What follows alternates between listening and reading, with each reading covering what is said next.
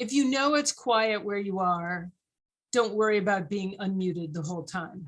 It's fine. The only thing that would be if, other kids in your family are racing around, or it's noisy, or a dog is barking or something. But it's, in general, it's fine. And then you don't have that sort of lag about, if I call on someone, or, you want to say something, you have to figure out, wait, how do I unmute? So it's fine to be unmuted. And if we get any weird feedback, I'll let you know. Of course, it's also important, you've probably all gotten used to this over the last 2.5 years, to not talk at the same time as other people, because then it gets just muddled up. So we hope all the 3 new people who just arrived have video. You're not late, Lydia.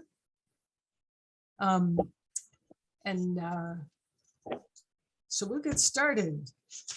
The Declaration of Independence. I didn't have a chance to read every response yet, but I read a bunch of them, probably about half, and I responded to some of them. And boy, you had excellent ideas. I was really, really pleased with the level of thinking that you showed.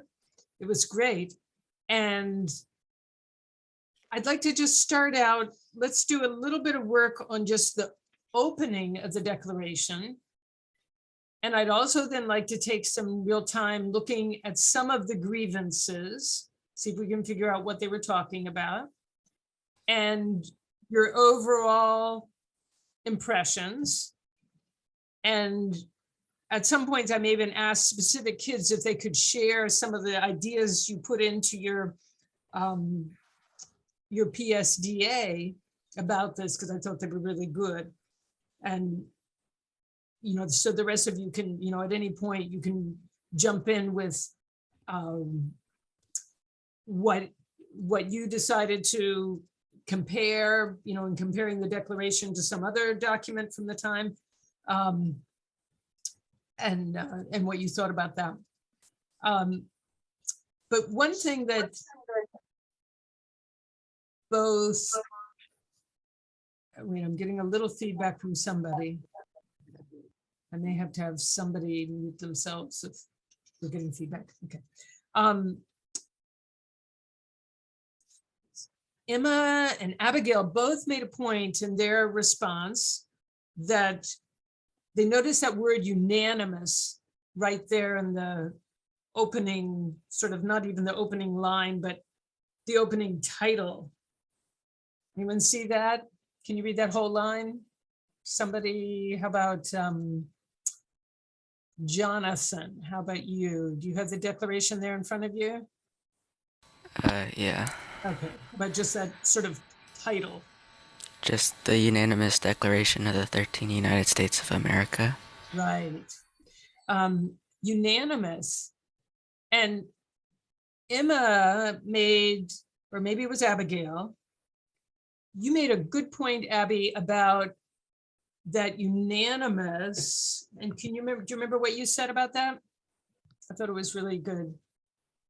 Can you hear me? Yes. Okay, I said it was unanimous because all 13 colonies signed it, right? Whereas for the Constitution, you only needed 9. Right. You only needed 9 states to pass the Constitution. So they kind of lowered, did they lower their standards or what? Has anyone ever seen the old musical? It was made in probably 1976, called 1776, that old musical?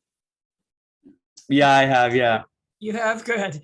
It's worth watching. You can get APUSH points for that. It's pretty fun. And it's a musical about the signing of the Declaration of Independence. One of the reasons that musical is fun is it really brings out how hard it was to get unanimity, to get everyone to agree. They were all fighting, and New York was ready to walk out, and it was not easy. And maybe when they came around to the Constitution, they didn't want to go there again. But here it seemed very important that they get unanimous. By the way, I don't know if any of you knew this, the original 13 colonies were originally hoping that places like Canada and even some of the British Caribbean colonies would join in. They weren't just thinking this should stay, only us 13 are united. You know, they tried to make entreaties to other British colonies, but the others were not interested and wouldn't join in. But that unanimous was really important. And again, they supported that. Abby mentioned that they had the actual signatures and at least 3 people from each state, now states. By the way, whenever you're writing anything from APUSH, people never know, like when are they colonies and when are they states? Anyone figure out what the difference is? Like, what are they called right here? How about Emma? I'm not sure about this, but will they become states when they're independent? Mm-hmm. Right. And according to the Americans, they therefore became states when they declared it. When do you think the British would view them as states and not colonies? After the end of the revolution. At the end of the revolution, right, when the British lost, then they would concede that, okay, these are states. But until then, they did not call them states. And these names get, you know, are interesting. They carry meaning, but don't call, you know, say when Washington was president, the colonies were blah, blah, blah, blah, blah. No, they're not colonies anymore, you know, and not colonies to the Americans after July 4th. And, oh, Nico used a really interesting word in his, do you remember what word I think I might have mentioned in my, I don't know if you saw my response to Yeah, what I believe the word was secession. Secession. What do we usually think of when we hear the word secession? The South. Civil War. The Civil War, right. How do you think the South viewed the Declaration of Independence? Do you think they viewed it as secession? I think so.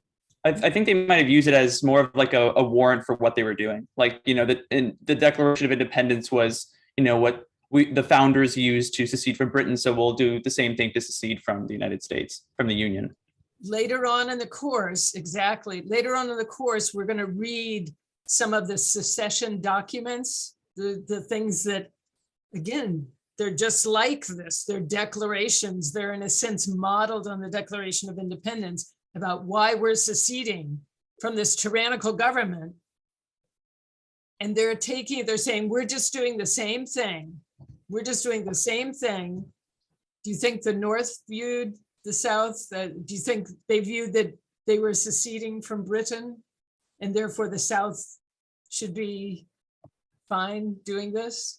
Or do you think No, not at all, because they wanted to continue having the country held together under that constitution that was designed to help make a more perfect union.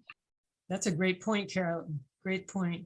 Yeah, the North had a whole different take on it. And they said, oh, no, we weren't seceding. We had reasons and this was good and we were just forming our own country. We weren't allowed to be independent countries. You know, they said, no, this is a totally different thing. And the South is just trying to destroy our country that we're trying to make more perfect. Exactly. So, but this use of language is interesting. So I thought that was interesting that Nico said that. What are any other things that anyone else wants to bring in just about these opening lines? These opening, you know, when in the court. Well, how about can I have a volunteer? How about Peter? Oh, Joseph, okay. Joseph Franklin, read me how about the very first paragraph? When in the course of human events. When in the course of human events, you can hear me, right? Yeah. Yep. When in the course of human events, it becomes necessary for one people to dissolve the political bands which have connected them with another, and to assume among the powers of the earth the separate and equal station to which the laws of nature and of nature's God entitle them, a decent respect to the opinions of mankind requires that they should declare the causes which impel them to separation. Any thoughts initially on this? Reading it this year? Emma? I think like this first paragraph, it takes like a grand scale because it says when in the course of human events, not like in the course of the century of human events. Right, like the big scale, right? That's a great yeah, point. and then also, so I also mentioned laws of nature and of nature's God.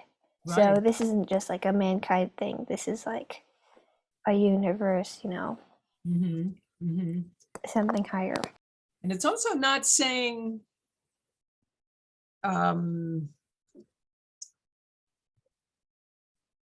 know, our God or the Christian God.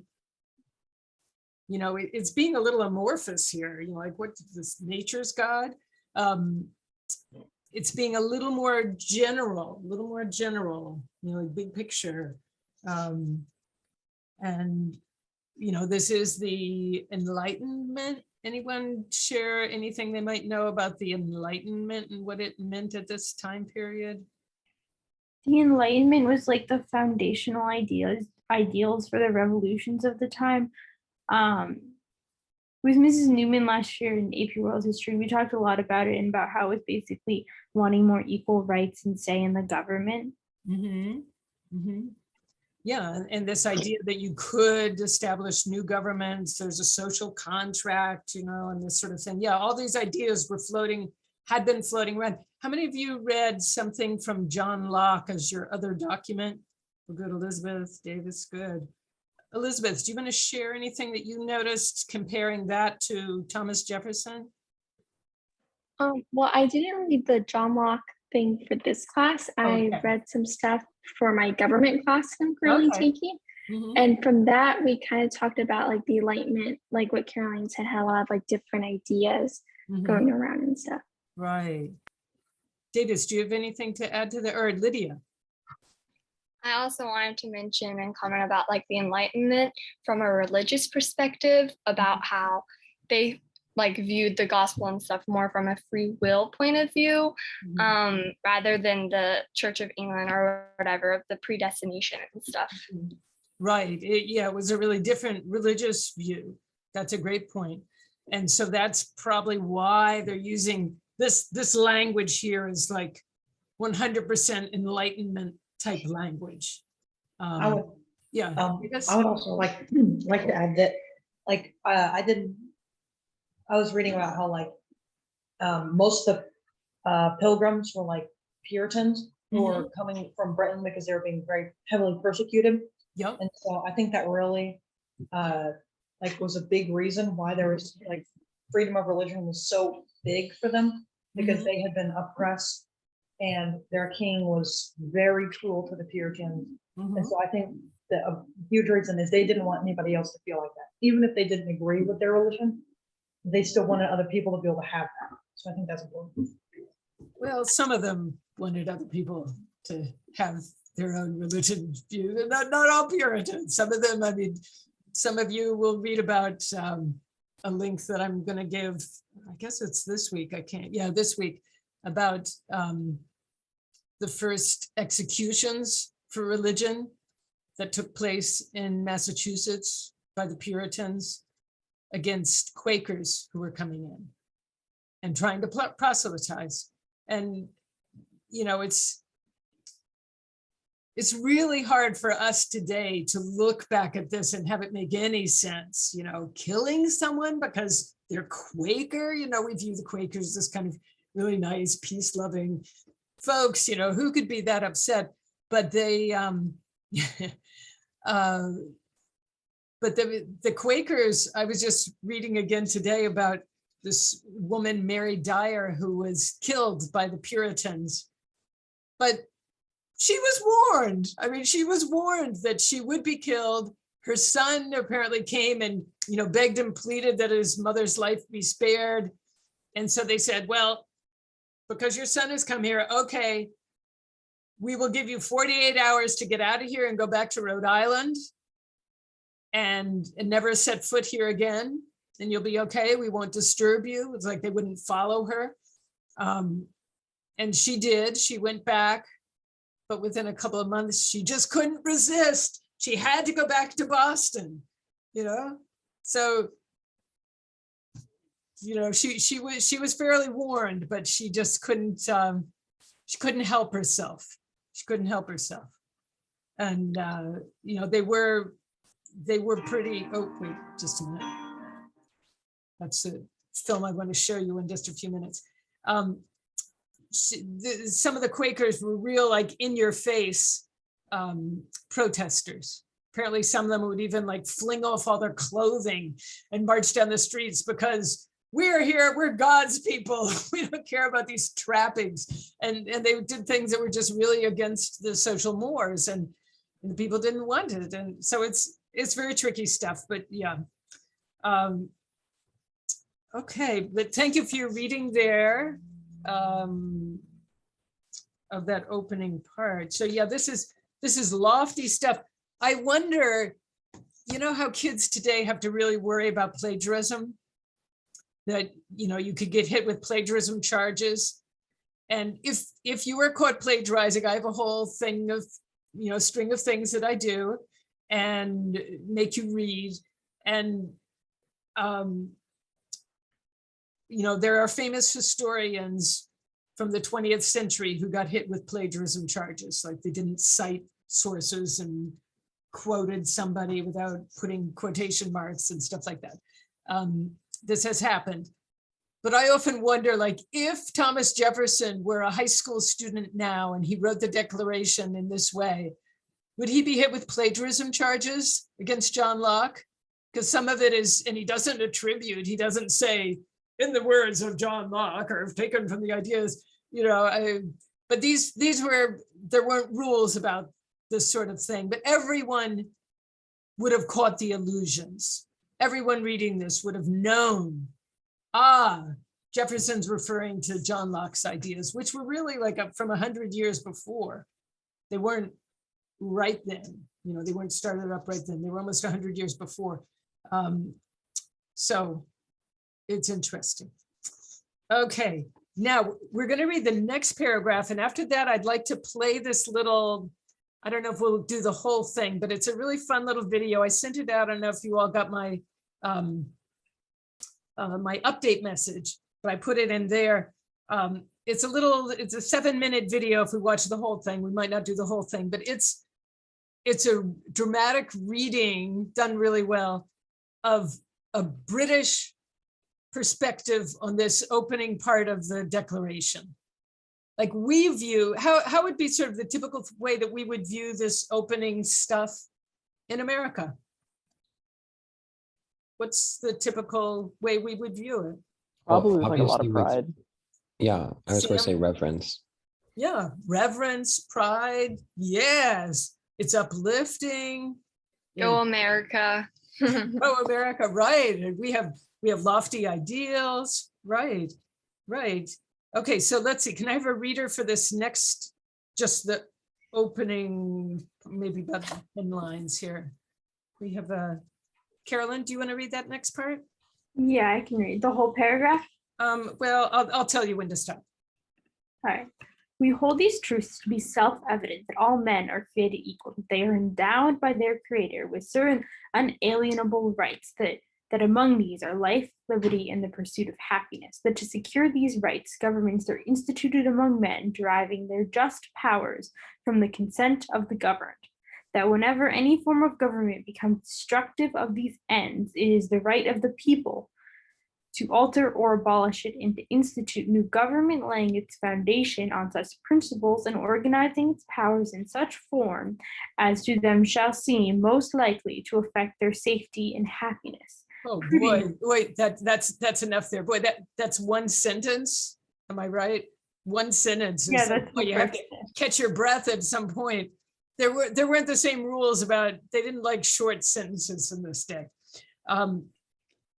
So I'd like to play now. I'm going to share my screen and I'm going to play a little bit of this. It's from the Scots magazine. So it's a United Kingdom magazine, something that was published in England on August 1st, 1776.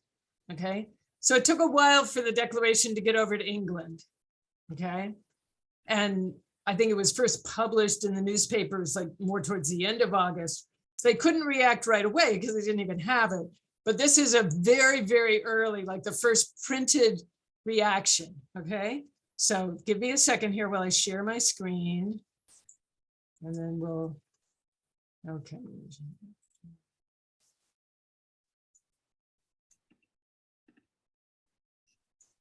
Okay.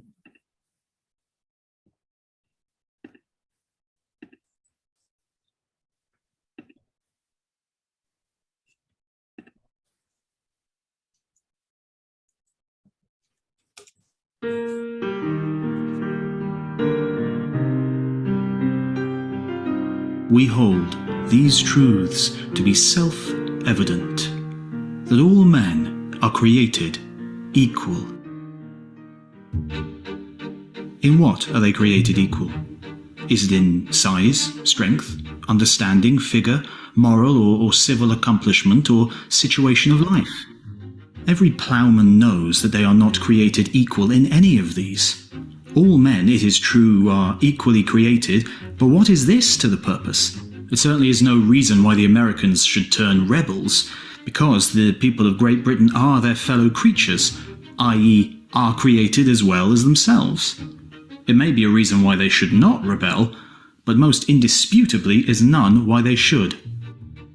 They therefore have introduced their self-evident truth, either through ignorance or by design, with a self-evident falsehood, since I will defy any American rebel or any of their patriotic retainers here in England to point out to me any two men throughout the whole world of whom it may with truth be said that they are created equal. That they are endowed by their Creator with certain unalienable rights. That among these are life, liberty, and the pursuit of happiness. The meaning of these words the Congress appears not at all to understand, among which are life, liberty, and the pursuit of happiness. Let us put some of these words together. All men are endowed by their Creator with the unalienable right of life. How far they may be endowed with this unalienable right, I do not yet say, but before I do, these gentry affirm to themselves an unalienable right of talking nonsense. Was it ever heard, since the introduction of blunders into the world, that life was a man's right? Life, or animation, is of the essence of human nature, and is that without which one is not a man, and therefore to call life a right is to betray a total ignorance of the meaning of words. A living man, i.e. a man with life, hath a right to a great many things. But to say that a man with life hath a right to be a man with life is so purely American that I believe the texture of no other brain upon the face of the earth will admit the idea. Whatever it may be, I have tried to make an idea out of it, but I admit I am unable. Prior to my having any right at all as a man, it is certain that I must be a man. And it follows, a man I certainly cannot be if I have no life, and therefore, if it is said that I have a right to life, then the word I must signify something without life, and consequently, something without life must be supposed to have a property, which without life it is not possible it can have.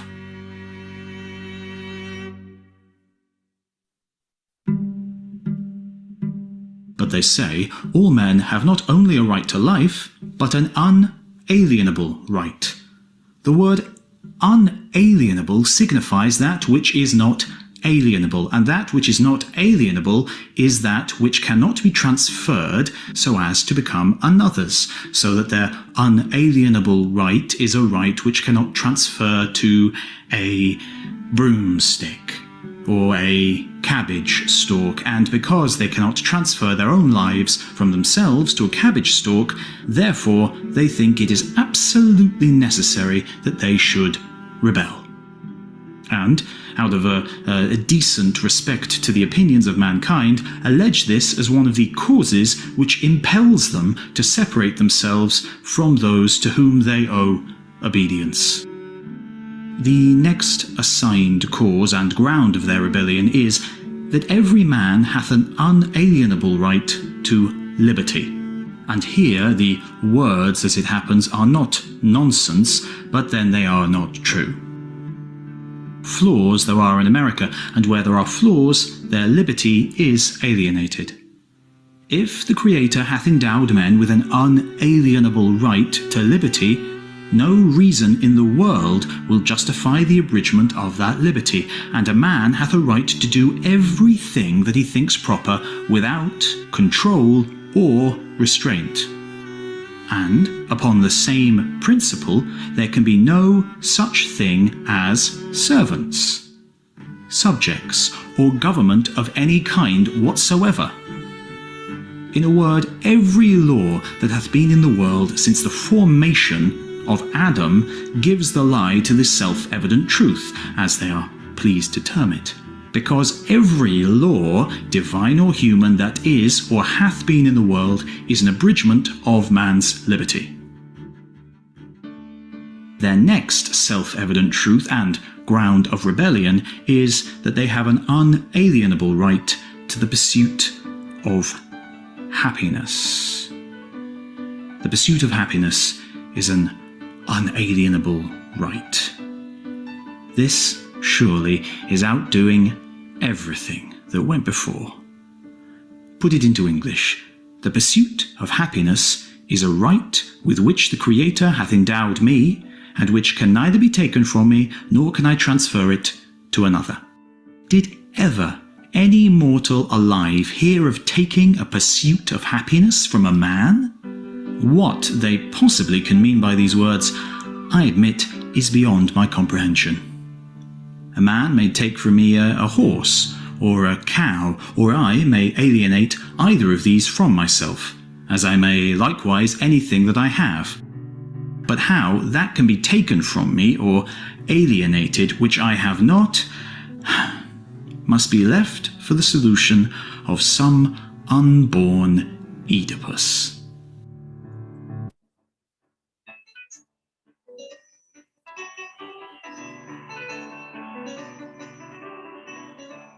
That all men are created. Okay, are we back on are you back here seeing me now? Yes. So what did Yes, I can see you. This particular British guy, what did he think of the Declaration? Did he have the same view that Americans did? No. It was definitely a critique. Not of at all. Right. Yeah, a pretty scathing critique. And apparently this was probably pretty common point of view in England. And many of them, they just viewed it as, oh, they're just saying this little thing and they'll get over this and they'll be back. It'll be fine. No one believed it. Peter says, he says, I feel like the critique against liberty is a little bit valid, especially about servants and later slaves too, or slaves at this time. Right, it's, there were many in Britain who, did Britain have slavery in Britain at this time? Like in the island? No. They didn't. They did in their British territories. Yeah. They didn't have slavery in Britain itself, in the island. And yeah, there were many, for several kids, I wrote in my quick response on your PSDA on the Declaration about that. I was reminded of Dr. Samuel Johnson, a famous guy in Britain at the time, who said, you know, why do we hear the loudest yelps for liberty from the drivers of slaves?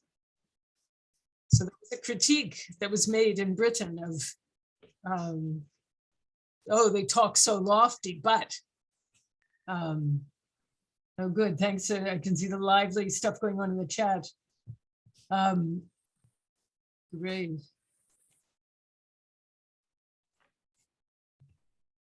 Yeah, Sully says it's funny how they include liberty in the Declaration, but if you go to any plantation in the South and any other place with slaves, they were encroaching on the liberty of all the slaves there, right? And do you know what one of the most used metaphors in discussing the problems with England? I don't know if it really comes out. It doesn't, it's not part of the metaphorical language in the Declaration, really. But one of the common metaphors,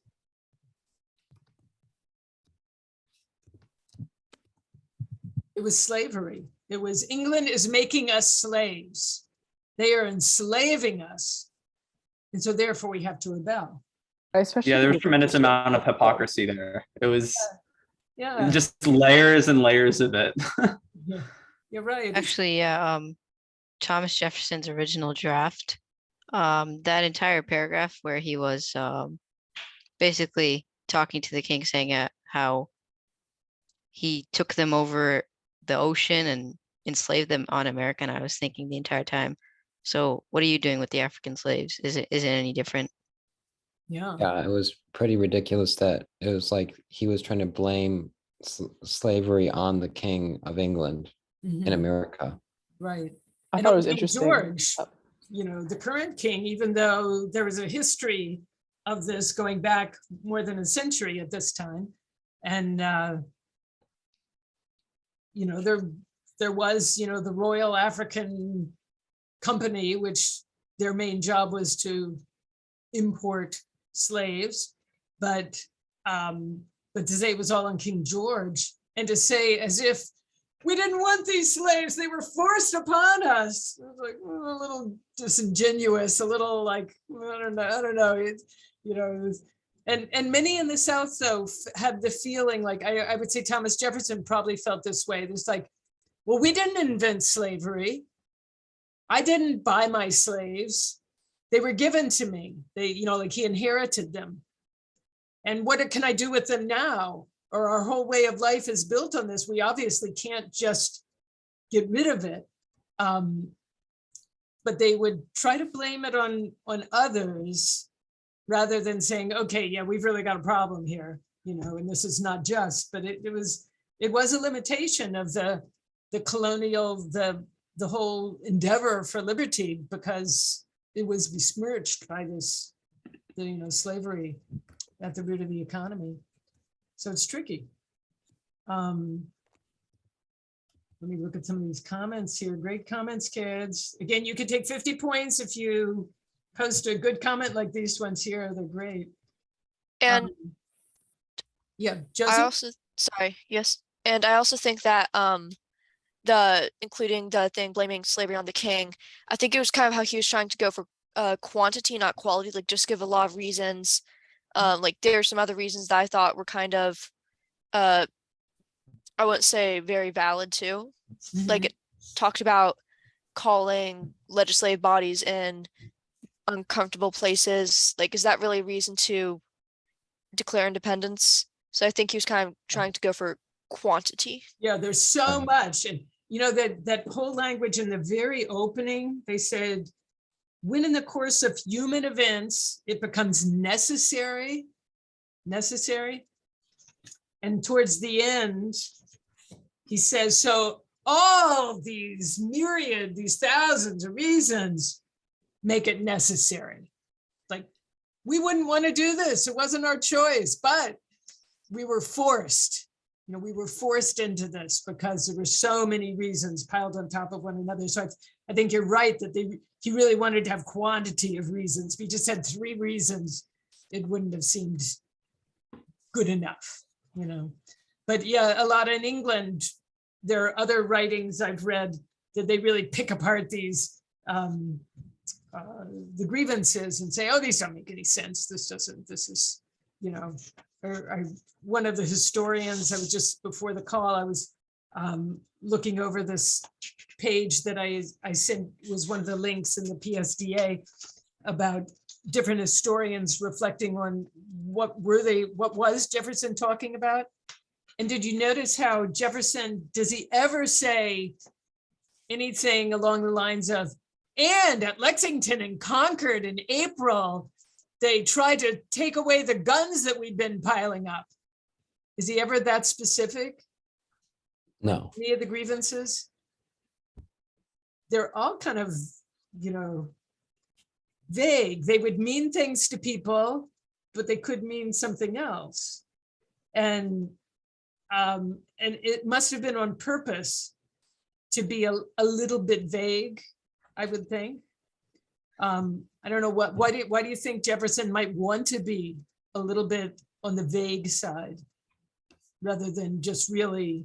I feel like he would probably want to be more vague to not necessarily like incriminate himself and the other revolution readers, but also to just allow the king's mind to really feel how many different events similar to that occurred, to encompass more events as opposed to fewer specific events. Like if he had delineated them, then that would be specific, but here one grievance might refer to 5 different things possibly, and so it multiplies. Yeah, good point. Yeah, and also it's a lot harder to compose a counter argument, right, when you're not sure what the other person's referring to. That's a very good point. Yeah, if any of you were probably in a debate, you would probably get called to the carpet, like, be specific. And Elizabeth.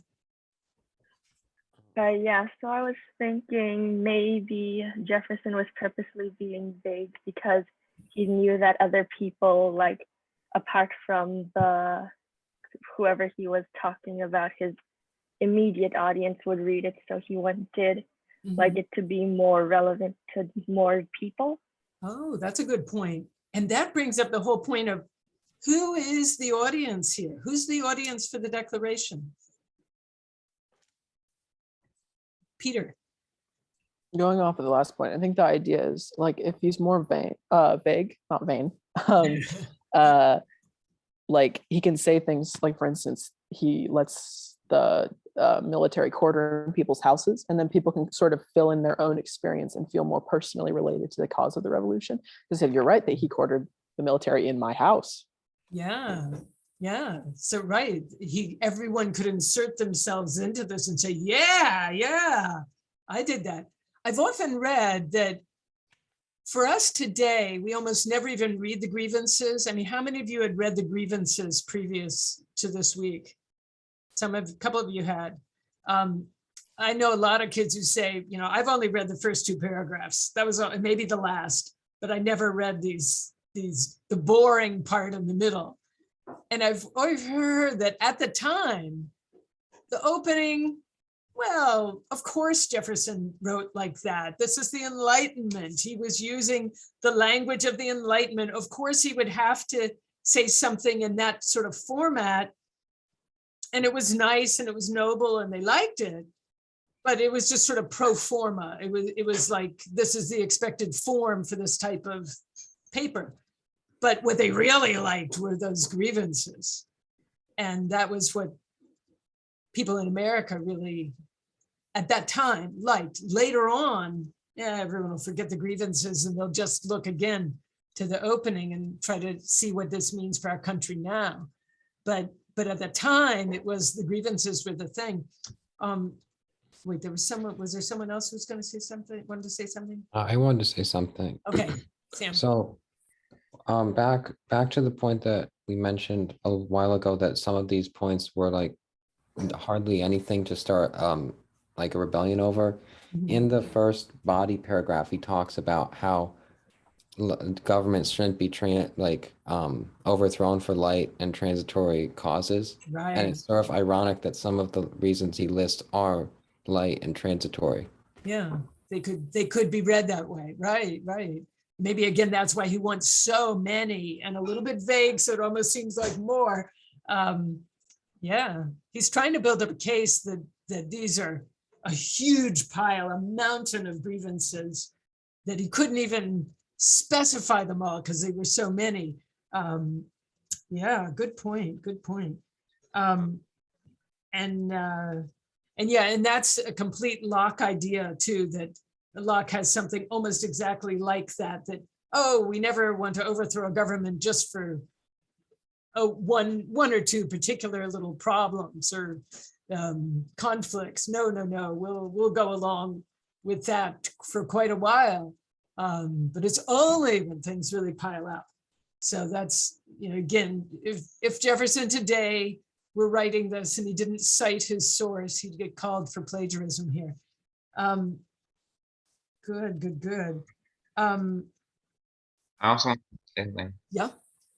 I was wondering if maybe one of the reasons he made so many points in his declaration was he wanted to like rouse the American people also to defend like the.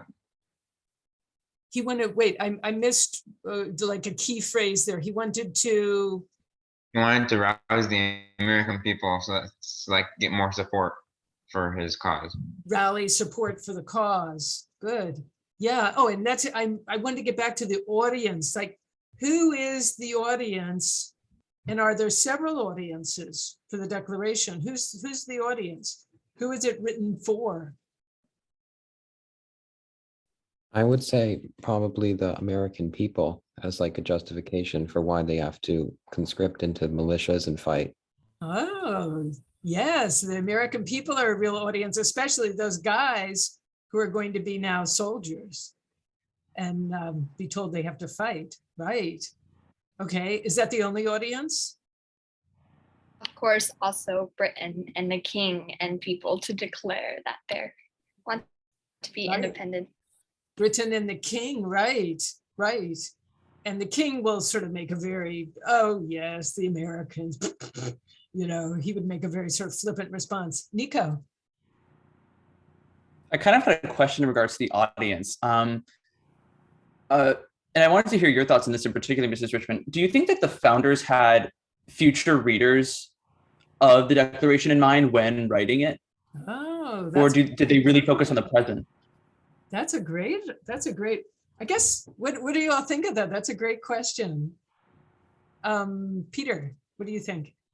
Yeah, I remember we talked about this a lot in AP Gov. One of the things that, set apart American government stuff, documents, I suppose, right. Like especially with things like the Constitution later on, was the fact that they were kind of designed with the idea, and this is more of, I think, more of an Enlightenment idea of like carrying on into the future. So they were a little bit less just completely strict and defined to, whatever cultural norm is at the current time.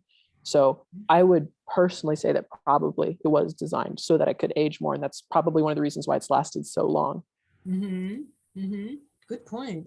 Suli, do you have something to say? I kind of was going to say similar to what Peter said. It's like the Declaration, if you read it, it doesn't really, it's a lot of the issues and things that were happening at the time, reasons for why they needed to rebel. But it's kind of geared in a sense where anyone who reads it, past, present, or future, they'll understand the fact that these people had a reason to do what they did and they're justified in what they're doing. So yeah, so you're saying they are having a view towards the future audience. They knew that kids, high school kids studying for an AP exam in the future would need to know about this document. Let's make it good. I have a funny, I wish I had it with me right now, but I have a funny cartoon hanging on my wall upstairs that it shows like, it kind of looks like President Bush, the first President Bush, talking to some Arab leader, he's got the keffiyeh on, and they're shaking hands, they've made some sort of agreement, and they said, not only is this great for world peace, but this will be one heck of an essay topic for kids in future history classes. So yes, there are some multiple future things, and the Declaration is going to be really important when we get into leading up to the Civil War and how Lincoln's viewing things, his views on slavery. He's going to go back to the Declaration. When we get to the Gettysburg Address, that opening line, 77 years ago. Now, no one know, you all know what score is, how many years a score is? 20 20. years. 20 years. So 4 score and so that's 80. And what 4 score? So do you know what year he's going back to if you do the math? 1776. 1776. He's going back to 1776. He saw that as the beginning of the country. It's always an issue in America, like, where did we begin? Did we begin? We weren't colonies anymore. We were now the United States of America in 1776. We weren't our current government then, that was going to wait another little more than 10 years, but we were our own government. But Jefferson is going to, or Lincoln is going to look back to the Declaration of Independence, that's the start of our country. That's what we're looking back to. And so it did, and he was looking at those early parts. My dog is here, I'm having to throw something for her. So that opening part would become really important for the future audience. Okay, so we've got Americans of the time, we've got a future audience, we've got the British, both the Parliament and the King, probably the British people, they're even kind of addressed. Who else? The rest of the world. The rest of the world. Who said that? I did. Wait, who? I can't see. Sam. Okay. And Sam, can you go into that a little bit? Why would it be important to tell the rest of the world? And where do you see that in here? So I think that definitely the other republics, so for instance, the Dutch Republic, they would have perhaps wanted to gain their support and show that they are presenting the Enlightenment ideas that the Dutch government also followed, and that if they presented them convincingly enough that they might get support from the Dutch, which they eventually did. Yeah, they want to get support because they're not going to be able to win this war unless they get some loans and some supplies. Peter, you've got something to share on this? Yeah, one other thing I thought was interesting is, again, also looking at the first full paragraph, the whole when in course of human events, et cetera. It almost serves as a guideline for future countries and systems going through this. And you see this a lot when you reread stuff around the French Revolution, also a lot of the feminist movement. They center a lot of stuff around the Declaration of Independence, as it was kind of created as somewhat of a guideline on how to, declare independence and stuff like that. You'd see that all around the world, which I think is interesting. That's a great point. And there are many there. I know if you search online for other declarations of independence or something like that, you'll find 50 or 70 or something. The early women's movement in the 1840s, late 1840s, came up with the Declaration of Sentiments, completely modeled on the Declaration. Well, let me get Thea. Did you have something to say, Thea? I know you had your hand raised there. Did you have something to share? This might be a stupid question, but I was wondering why they chose Thomas Jefferson to write the Declaration, because he kind of took a lot of stuff from not only John Locke, but also George Mason, who wrote the Virginia Declaration, which I looked at. So I was just wondering that. Anyone know anything about how Jefferson got picked to write the rough draft?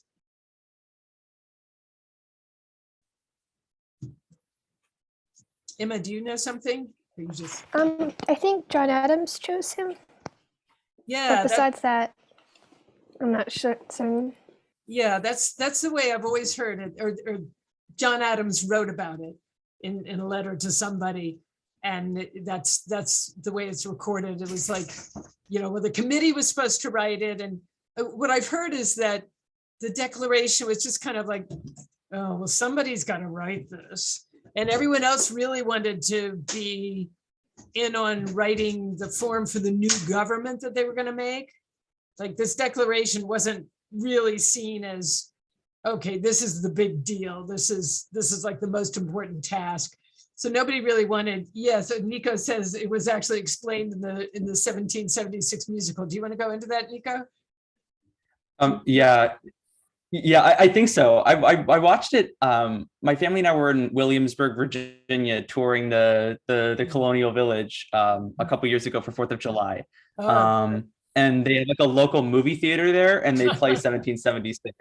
Yeah, it was a really cool experience. But I think I can recall like John Adams, I believe, tried to write the original rough draft, but he was so aggressive and emphatic that they decided to let Jefferson write it instead, Right. because he was more level-headed. But even then, his rough draft still was a little bit more hot-headed, right? yeah, a little bit charged. Right, yeah, a little charge is a good way to put it. Yeah, John Adams later said, he said, well, we thought it was, this is my dog here, and if you can see her. Now she's gonna hide.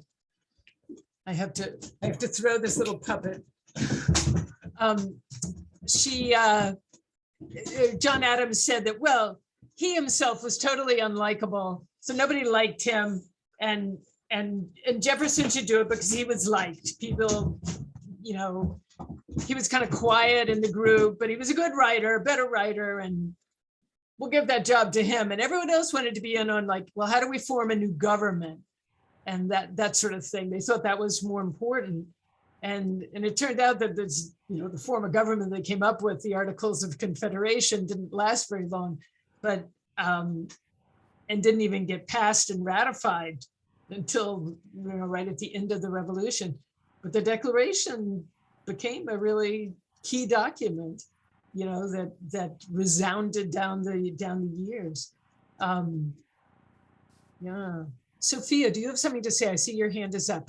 This is kind of random, but when I look at the online website with the text for the Declaration, it says by Continental Congress.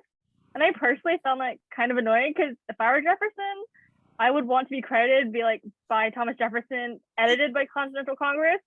Yeah. That popped into my mind. That's a good point. Yeah, and they purposely they weren't viewing this as a one person. He was writing the draft, and then the little committee got together and they axed out some things and made some changes. And then it went to the whole Continental Congress, and they really axed a lot. And apparently the story goes that during that time, Jefferson just sat there and didn't say a word. Sort of. I think that the decision to leave Jefferson's name out of the final publication was intentional, because leaving his name out would make it seem like more of like the unanimous, like that the whole Congress wrote it, and not just this one guy wrote it, and then the Congress went over it and said that's good. Mm-hmm. Yeah, and they wanted it. This is not the words of one man. This is the words of this Congress, and we're representing everybody, right? Good points. Good points. Lydia, I had a question. I'm sorry. Let me hear from Lydia, and then we'll get you. Yeah, absolutely. Okay. Sorry. Okay, Lydia. Sorry.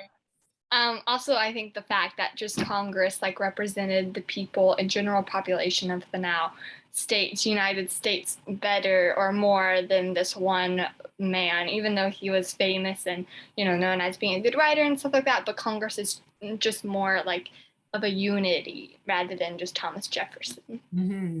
Mm-hmm. Yeah. I want to, excellent. Very, very good thoughts.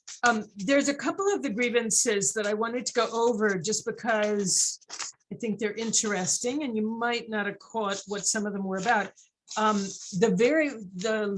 you look on your copy of the Declaration? What's the very last grievance?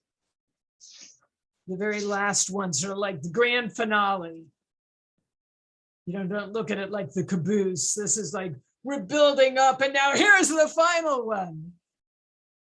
Can someone read that one to us? Does I have a volunteer?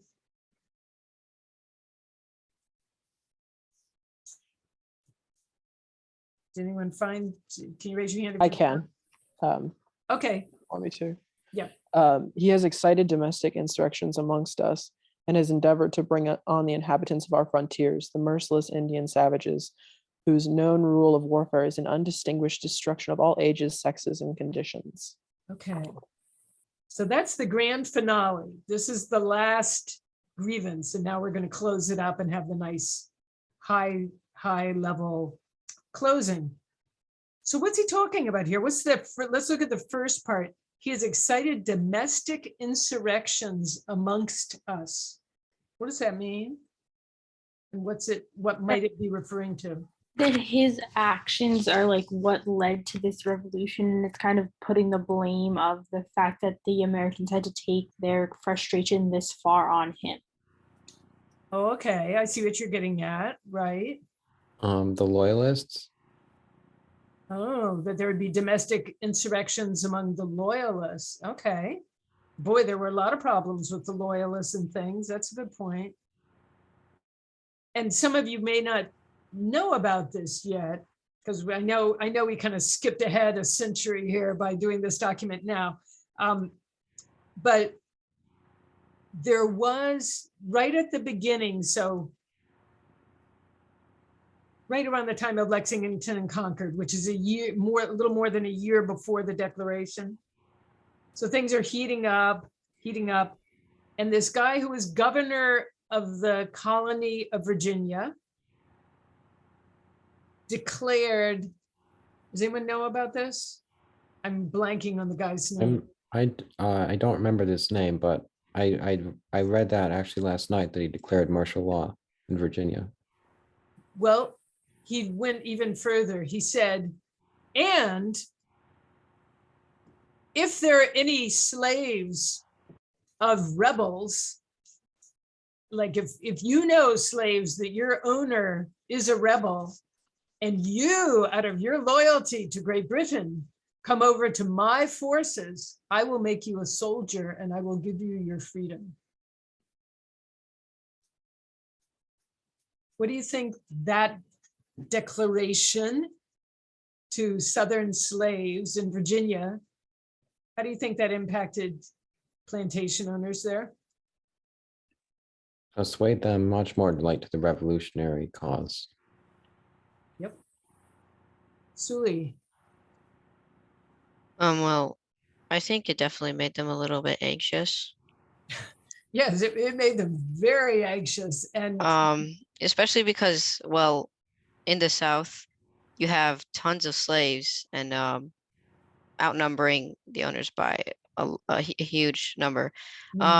I don't know though if this was very effective, the message, because how slaves could get out of their condition and actually come to become soldiers is kind of a hassle. It was in the thousands that came. They were amazed how many people, and they were expecting just men to be soldiers. Women came, children came, they all came. And good. Oh, Sophia, good. I love the comments over here. I'll save the whole chat, by the way, and I'll post that for everyone too, because you're all making excellent, excellent comments. Yeah, there a lot, like you wonder, like, how would the slaves even hear about this? There were already, most slaves couldn't read. I don't know if there was legislation at this point that it was illegal for slaves to learn to read. There soon would be, but most slaves couldn't. And how would they even hear about this? This declaration, but they did. They had ways, and the word would get passed, and thousands of slaves managed to run away. Some of George Washington's slaves ran away. Some of Thomas Jefferson's slaves ran away. This galvanized the Southern plantation owners, who in some ways you would think might have more in common with Britain. Joseph, you've got a thought?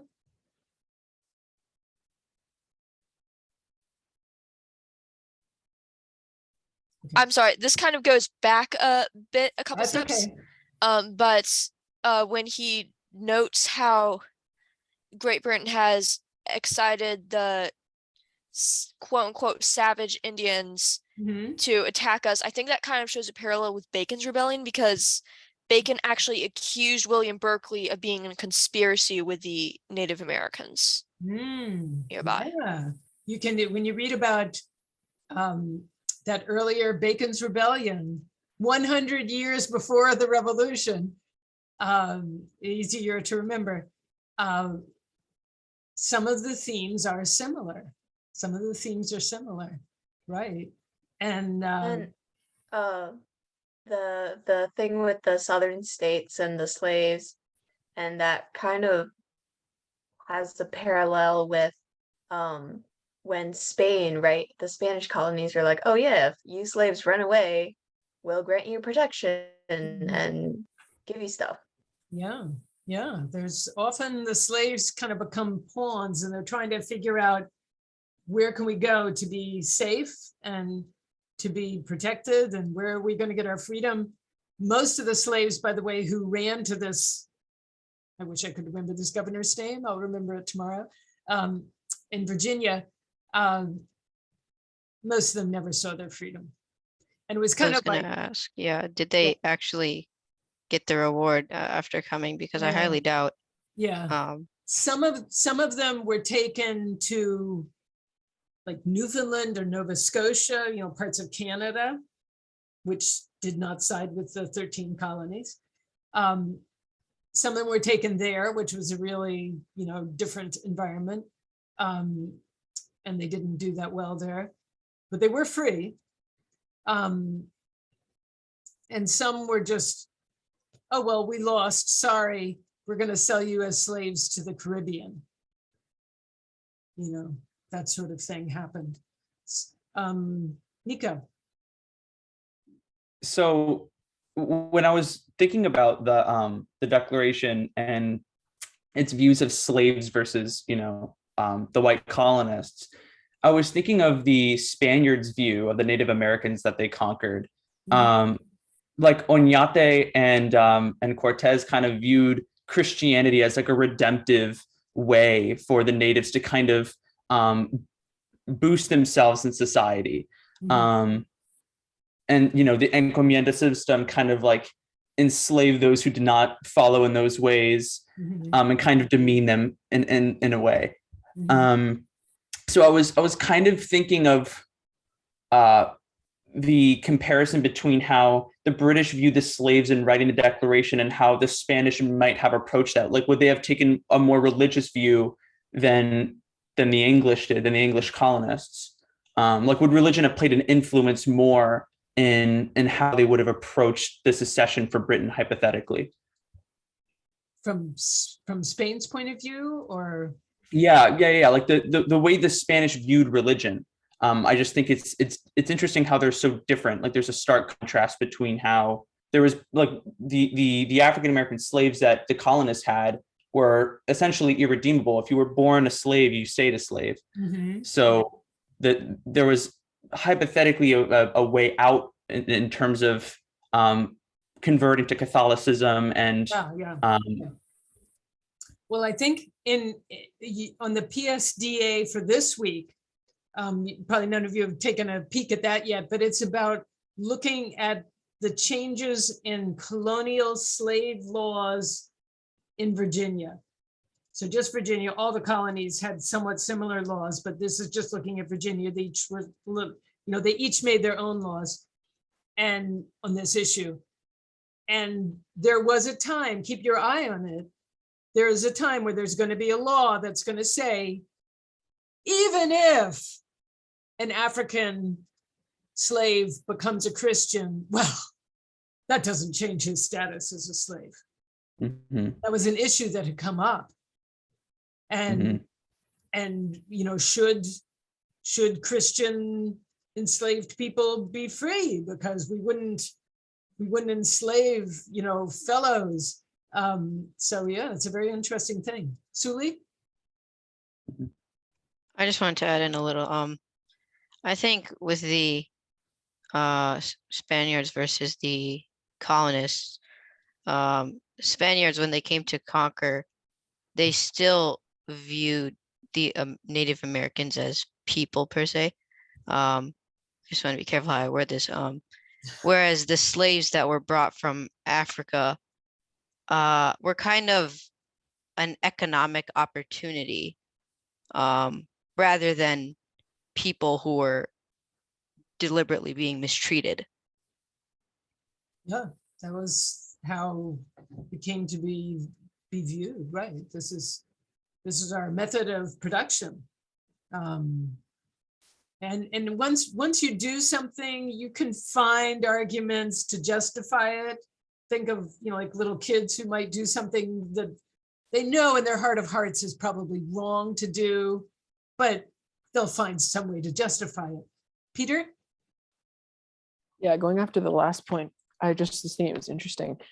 You saying that at least the Spanish consider them as like actual humans, I think it's interesting to see like before the Spanish government got more involved, like in just the conquistador era, it seemed like there was less of that going on, of just kind of using and abusing natives left and right, whatever. But as soon as the government got in and started kind of, or not like as soon, but you know what I mean.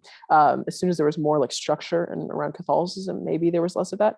And it's interesting to see in America that it like, or in, British America, there might have been like a difference where instead of more of like the government getting in and saying, no, these people are still people, you got to stop being terrible people. They were more like condoning the whole idea that Africans were not people. So it's interesting to see how the actual government can influence. Yeah, and to tie that back to the Declaration and the future audiences of it. You all know about the Lincoln-Douglas debates. You've heard the phrase anyway, the Lincoln-Douglas debates between Abraham Lincoln and Stephen Douglas, not Frederick Douglass, Stephen Douglas, 2 years before the Civil War, before Lincoln was elected president, when they were running for the Senate. And they had these big series of debates during the summertime. And this was one of the issues that was brought up in these debates, and for a few years before that, about did the Declaration mean that all men, meaning all people, meaning enslaved Africans and white people and everybody, is that term really inclusive, or does it just mean white people or white men? And he argued, Stephen Douglas argued that, oh, ridiculous argument. Everyone knew at that time that slaves were not considered people.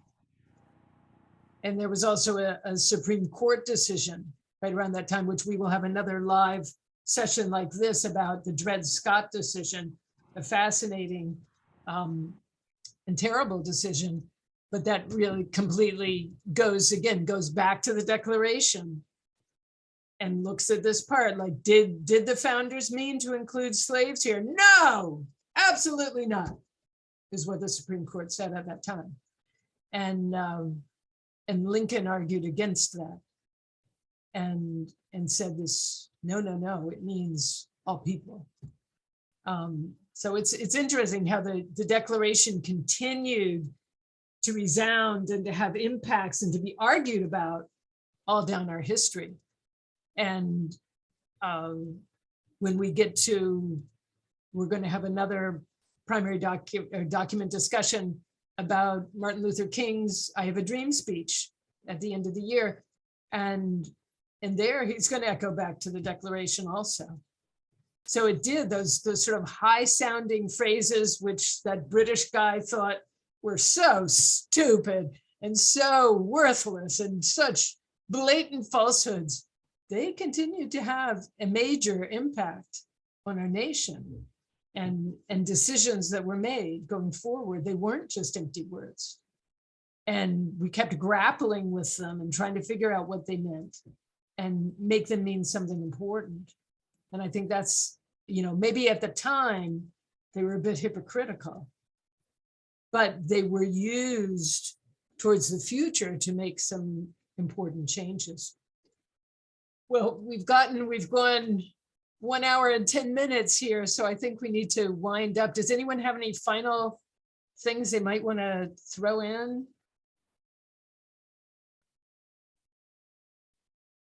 I do, actually. Okay. So this is kind of relating to the Civil War, but also back to the Declaration, right? Mm-hmm. So both sides, or like all the sides of any argument, they thought God was on their side, Oh, yes. And like the South in the Civil War used the Bible to justify their side. The North in the Civil War used the Bible to justify their side. The British used the Bible, and So in the concept, or sorry, the Declaration, that first paragraph, when in the course of human events, it's so long, and it's basically, here are the reasons we want to be our own country, right? But in like many, many words. But the way he writes it is like, we're the good side, we're the right side, you know, and that's why he was so like wordy. Right. Good point. And yeah, Lincoln in his second inaugural, which we'll have a PSDA about that, his second inaugural address, one of my favorite Lincoln speeches, he says, how could it be that we both prayed to the same God, we both read the same Bible, you know, they can't answer both prayers? And he says, maybe he's not answering the prayers of either side completely. And he's actually seeing the North as being a bit complicit in the whole thing. In what ways was the North complicit in slavery at this time period, this early time period? Peter? I remember I read about this in a book a while ago. It was a sort of idea that like the abolishment of slavery really economically hit both, I mean, everyone in the world actually, because the South was, I think, like one of the leading, if not the leading producer of cotton in the world, but they weren't really manufacturing the cotton in the South. The cotton would be sent more to the North, where it would be manufactured and then sent to Europe to be sold. So after the Civil War, obviously there was still some cotton produced, not nearly as much was able to, right? So the people selling the cotton got hit, the North manufacturing got hit, and Europe's markets of buying it got hit. And the South also sold tons and tons and tons of cotton directly to Europe, to England especially. And England, you know, what do you think England did with that, with, you know, the South not sending over cotton during the war? Emma, do you know or have an idea? Sorry, this is what's it? Back to, what was it? Oh yeah, slavery and economic impact on the North. But the North also was, because I think Jefferson mentions this in his draft declaration, that the North didn't want the slave class because they made like a lot of money off of the slave trade, I think. I remember somewhere hearing that, what was it, Rhode Island? Like slaves would come and then they sell them. Yep. A lot of the Northerners, because they didn't have such good farming areas, but they were really into trade and they were building ships and they had merchants and all that. One of the products they were shipping was slaves. And so the North was complicit. And again, then when the Industrial Revolution heats up, you know, they're getting the cotton from the South shipped up to the North. You know, it's a treat, everything's all combined together. It's very hard to break things apart and separate things out. Yeah, good points. Good points. Well, I can't thank you kids enough. Did everyone get a chance to say something? I think almost everybody did. Maybe a couple people. Yep. But you all just did great, and you really just jumped right in. It was a great discussion. I couldn't be more pleased. And I was really sad to hear that the Ashland University in Ohio wasn't going to be able to lead these monthly discussions any longer. But it's actually kind of fun because I enjoy leading them, and I think you all just did a fabulous job. So this is great, and it's really fun to see everybody. And I'll try to get this posted tomorrow, so kids who weren't able to come can see us. I know some kids, you know, had other conflicts tonight. So let's all wave to one another here. Bye, everybody. Thank you, Mrs. Thank Bailey, so much. Yes, goodbye. Thank you. Thank you. Everybody. Bye, Thank you. thanks. Goodbye. Bye-bye. Bye.